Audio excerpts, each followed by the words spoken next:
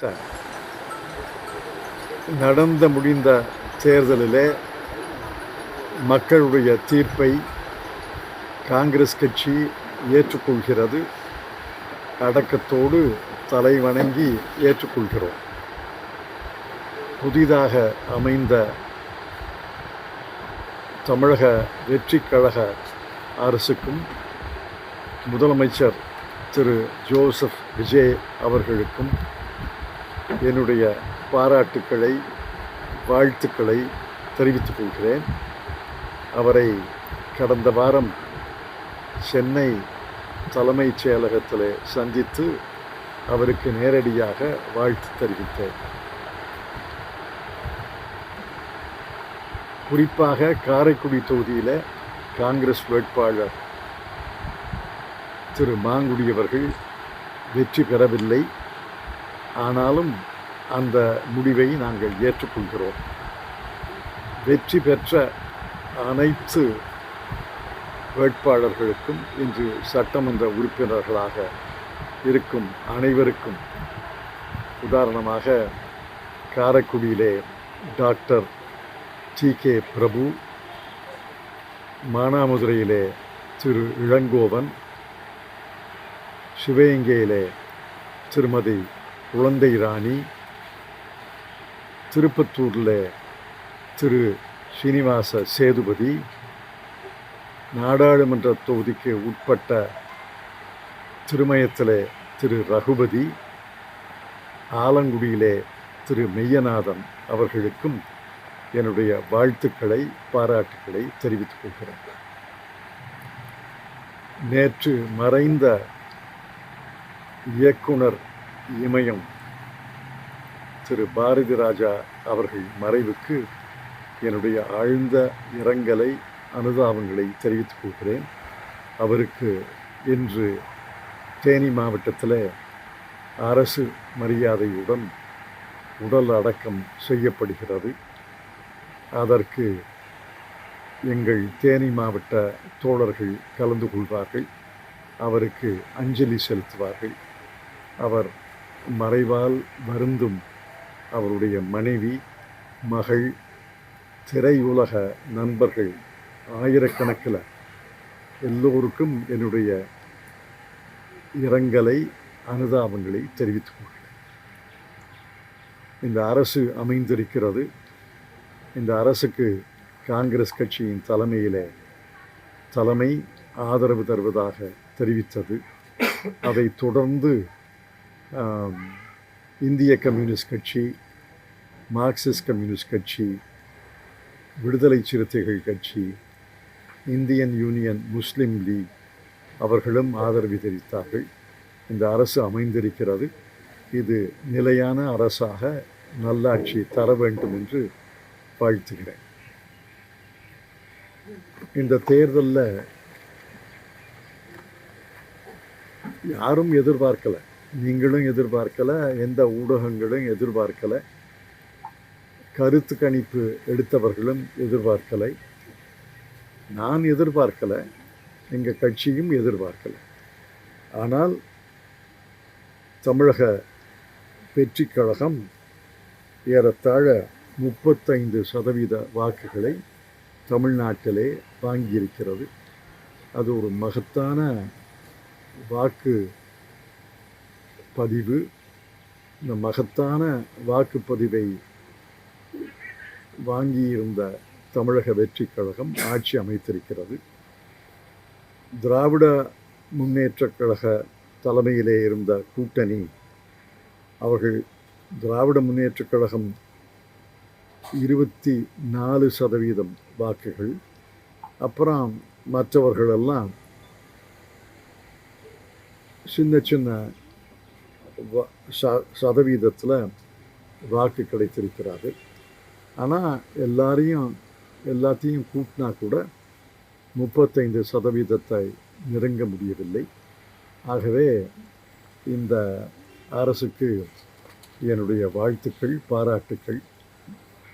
கட்சி ஆரம்பித்து 2 ஆண்டுகளிலேயே இவ்வளவு பெரிய வெற்றியை அடைந்ததற்காக பாராட்டுகள். எனக்கு தெரிந்தவரை இளைஞர்கள், குறிப்பாக இளம் பெண்கள் பெருவாரியாக வாக்களித்திருக்கிறார்கள். ஒவ்வொரு குடும்பத்திலையும் ஒரு ஓட்டாவது இருந்திருக்குது. அதுக்கப்புறம் அனைத்து பிரிவுகளிலேயும் வாக்களித்திருக்கிறார்கள். குறிப்பாக என்னுடைய பார்வையில் நகர்ப்புற பகுதிகளில், நகரமயமாக்கப்பட்ட பகுதிகளில், அர்பன் கான்ஸ்டிட்யூவன்சி, அர்பனைஸ்ட் கான்ஸ்டிட்யூவன்சி, அதில் பெரிய வெற்றியை அடைந்திருக்கிறார். உதாரணத்துக்காக சென்னை, கோவை, மதுரையிலெல்லாம் அனைத்து இடங்களிலையும், ஏறத்தாழ அனைத்து இடங்களிலையும் வெற்றி பெற்றிருக்கிறார்கள். சென்னையில் 16 இடங்களில் 14 இடங்கள் வெற்றி பெற்றிருக்கிறார்கள். மதுரையில் அப்படித்தான், கோவையில் அப்படித்தான். அப்படி பார்த்தா நகர்ப்புற மக்களுடைய ஆதரவு, நகர்மயமாக்கப்படும் பகுதிகளில், தொகுதிகளில் உள்ள ஆதரவு அவருக்கு பெரிய ஆதரவு. இது இளைஞர்கள் தான் முன்னின்றிருக்கிறார்கள். அந்த இளைஞர்கள் உடைய நம்பிக்கையை காப்பாற்றி அவர்களுக்கான திட்டங்களை, வேலைவாய்ப்பு திட்டங்கள், அவர்கள் கல்வி திட்டங்கள், அவர்கள் தொழில் செய்வதற்கான திட்டங்களை அரசு வரையறுத்து நிறைவேற்ற வேண்டும் என்பது என்னுடைய கோரிக்கை. அவ்வளோதானே. வேற கம்யூனிஸ்ட் கட்சி இப்போ வந்து முறைப்படி விலகி இருக்குது. திமுக இருக்கு, அவருடைய செயலர் வந்து அறிக்கை விட்டுருக்காரு. யாரு? சண்முகம் கொடுத்துருக்காரு. இந்திய கம்யூனிஸ்ட் கட்சி வந்து முறைப்படி திமுக வந்து விலகுது அறிக்கை.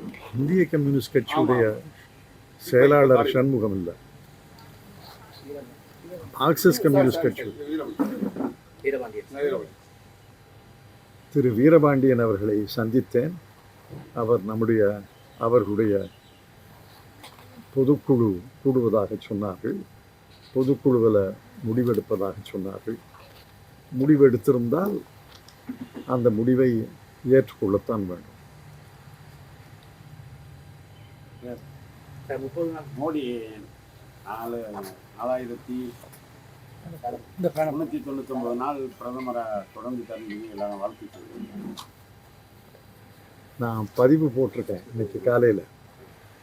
4,399 நாட்கள் தொடர்ந்து திரு நரேந்திர மோடி அவர்கள் பாரத பிரதமராக இருந்தது சாதனை தான். அதில் ஒன்றும் மறுப்பில்லை. 12 ஆண்டுகள், ஏறத்தாழ 4,399 நாட்கள் அவர் பிரதமராக இருப்பது, சில பெரிய நாட்டுக்கு பிரதமராக இருப்பது சாதனை. அதற்கு பாராட்டுக்கள், வாழ்த்துக்கள். ஆனால் ஜவஹர்லால் நேருவின் சாதனையை மிஞ்சி இருப்பதாக அவர் சொல்வது சரி, அவர் கட்சி சொல்வது சரி. ஊடகங்கள் எப்படி அதை விளக்கம் இல்லாமல், ஒரு குறிப்பில்லாமல் ஒரு பிரசுரிக்கிறாங்கன்னு எனக்கு தெரியல.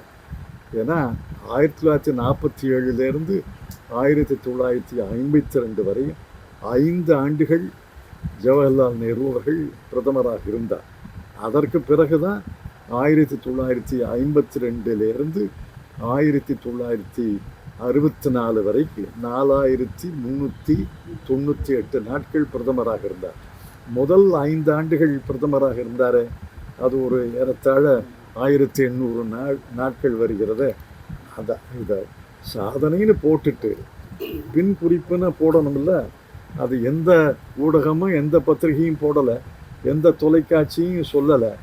அது தவறா, பிழையா, இல்லை வேண்டுமென்றே தவிர்க்கப்பட்டதா என்று ஊடக நண்பர்களை தான் நான் கேட்கணும். பாரதிய ஜனதா கட்சியை நான் கேட்க முடியாது. அவர்கள் கொண்டாடலாம், அவர்களுக்கு வாழ்த்துக்கள், பாராட்டுக்கள், அது சாதனை தான். ஆனால் ஜவஹர்லால் நேரு 4,398 நாட்கள் ப்ளஸ் 5 ஆண்டுகள் என்பதை மறந்து விடாதீர்கள்.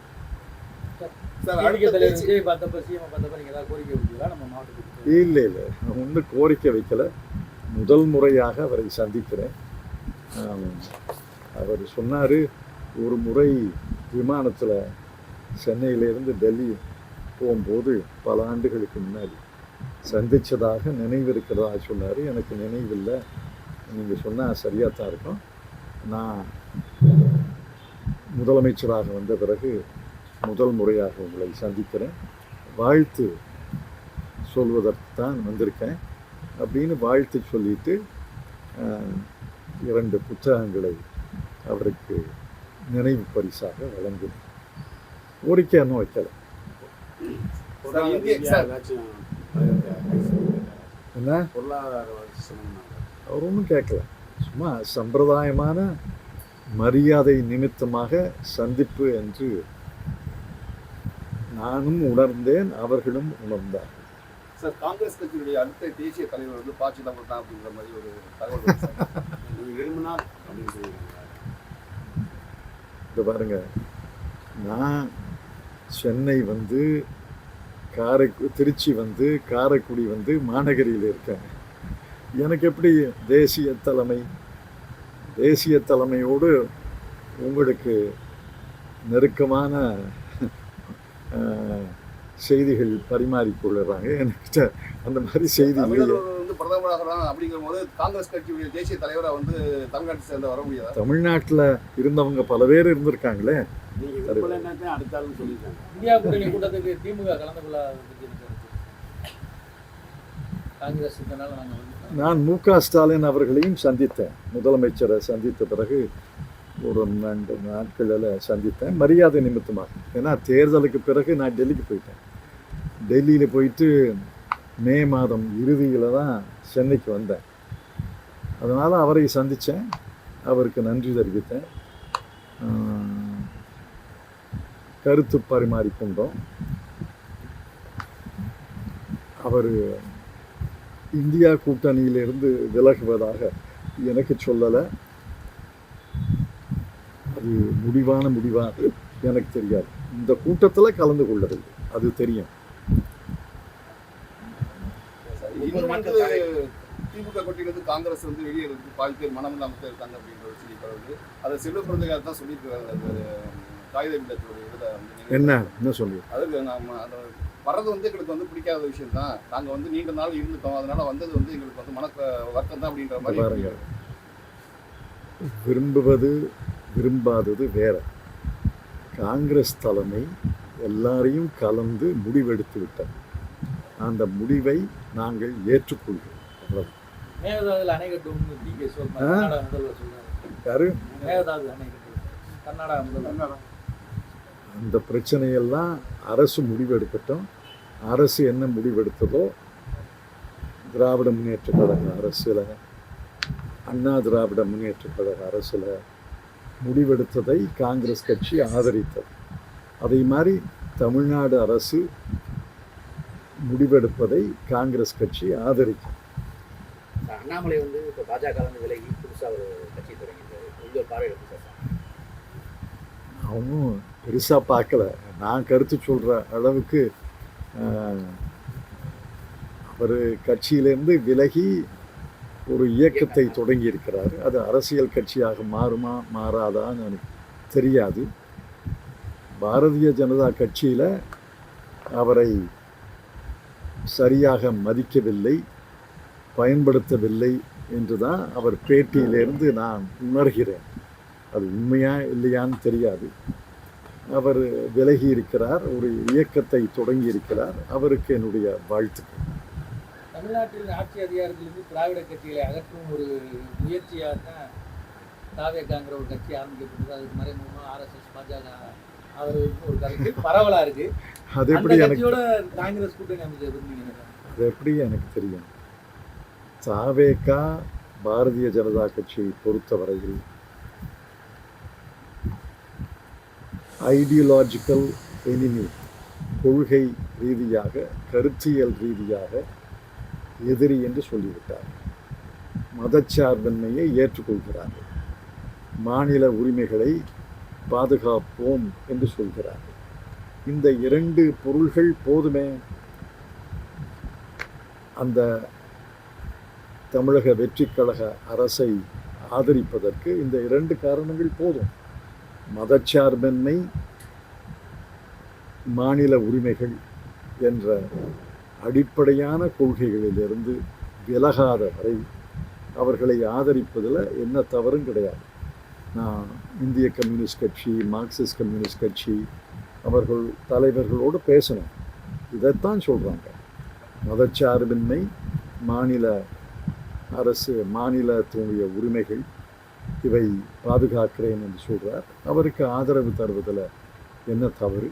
ஆதரவு தராதிருந்தால் ஒன்று மறுதேர்தல் வந்திருக்கும். மறுதேர்தலை யாராவது விரும்புகிறீர்களா? தமிழக மக்கள் விரும்பவில்லை என்பது தான் என்னுடைய கணிப்பு. 2வது, மறுதேர்தல் வர்ற வரைக்கும் குடியரசுத் தலைவர் ஆட்சி தான். குடியரசுத் தலைவர் அரசு என்பது பாரதிய ஜனதா கட்சி அரசு. ஆக பாரதிய ஜனதா கட்சி பின் வழியாக வந்து அரியணை கட்டலிலே அமர்ந்து விடும். ஜனாதிபதி ஆட்சி, ஆளுநர் ஆட்சி என்பது பாரதிய ஜனதா கட்சி ஆட்சி தான். அதை ஒருபோதும் ஏற்றுக்கொள்ள முடியாது. இந்த 2 விபத்துகளை தவிர்ப்பதற்காக எங்கள் தலைமை முடிவெடுத்தது. அந்த முடிவை, அதே கருத்தை இந்திய கம்யூனிஸ்ட் கட்சி, மார்க்சிஸ்ட் கம்யூனிஸ்ட் கட்சி, விடுதலை சிறுத்தைகள், இந்தியன் யூனியன் முஸ்லீம் லீக் ஏற்றுக்கொண்டிருக்கிறது. ஆக நாங்கள்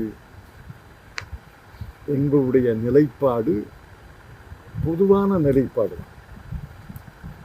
திமுகவும் அதிமுகவும் சேர்ந்து ஆட்சி அமைக்கிறதுக்கு ஒரு பெரிய பிளான் நடந்துச்சு. அது வந்து தோல்வி அடைஞ்சிச்சு. காங்கிரஸ் கட்சி வந்து அதுக்கு ஒத்துக்கல. ஆனால் கம்யூனிஸ்ட் கட்சியும் ஒத்துக்கிறங்கிற பட்சத்தில் எப்படி அப்படி ஒரு முயற்சி நடந்தது? அதெல்லாம் ஊடகங்களில் வர செய்திகள். சார் திருமாவளவன் ஒத்துருக்காரு சார்? எனக்கு தெரியாது. திருமாவளவன் ஒத்துருக்காரு. மற்ற கட்சிகள் அவர் கம்யூனிஸ்ட் கட்சி பேபி வந்து அவர் தான் முதல்ல அதை வெளிப்படுத்தினது. அப்படி ஒரு சம்பவத்தை எப்படி பார்க்குறீங்க? அது எனக்கு தெரியாது. தெரியாததை பற்றி என்ன கருத்து? எனக்கு தெரியாது. என்னுடைய அறியாமையாக என்னுடைய அறியாமை, உங்களுடைய அறிவு கூர்மை, அதான் அவ்வளோதான். எனக்கு அறியாமை.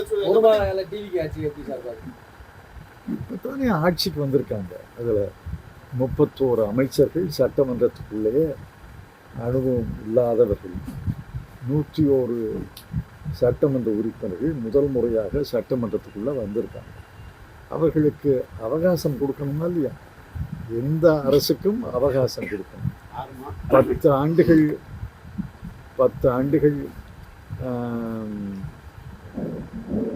இப்போ ஒரு கட்சி இருந்து இப்போ கேரளத்தில் 10 ஆண்டுகள் கழித்து இடதுசாரி முன்னணியை தோற்கடித்து ஐக்கிய முற்போக்கு கூட்டணி வெற்றி பெற்றிருக்கிறது. திரு சதீஷன் அவர்களுக்கு என்ன அவகாசம் கொடுக்குறோமோ அதே அவகாசத்தை தானே திரு விஜய் அவர்களுக்கும் கொடுக்க வேண்டும். அதிமுக தொடர்ச்சியாக முன்னாள் எம்எல்ஏக்கள், முன்னாள் மந்திரிகள், முன்னாள் எம்எல்ஏக்கெல்லாம் விலகி தாவேக்கால சேர்றது எப்படி சார்? நான் என்ன பார்க்கறது? கருத்தையா கேட்குறாங்க. 6 மாதம் சொன்னார் ஸ்டாலின். அதிமுக கட்சி ஒரு கட்டுப்பாட்டில் இல்லை, அதிலிருந்து விலகிறாங்க அப்படின்னு நினைக்கிறேன். 6 மாதம் டைம் சொன்னார் சார் ஸ்டாலின். இப்போ 3 மாதம் தாங்காதுன்னு சொல்லியிருக்காரு. இல்லை, அது தங்கம் தென்னரசு விளக்கியிருக்காரு. எது சரி எது தவறுன்னு நான் சொல்ல முடியாது. ஆனால் என்னுடைய கருத்து, காங்கிரஸ் கட்சியுடைய கருத்து, எங்களுடைய தோழமை கட்சியுடைய கருத்து, இந்திய கம்யூனிஸ்ட் கட்சி, மார்க்சிஸ்ட் கம்யூனிஸ்ட் கட்சி அவகாசம் கொடுக்கத்தான் வேணும். ஒரு புதிய அரசுக்கு கொஞ்சம் அவகாசம் கொடுக்க வேண்டும். அது 3 மாதமா, 4 மாதமா, 6 மாதமா என்று சர்ச்சை செய்யலாம். அவகாசம் கொடுக்கணும். அதிகாரிகள் நியமனம் இப்போ தானே நடந்திருக்கு. அந்த அமைச்சர்கள் எல்லாம் துறையினுடைய நுணுக்கங்களை தெரிந்து கொள்ள வேண்டும். அதுக்கு இடையில் நன்றி தெரிவிக்க வேண்டும்.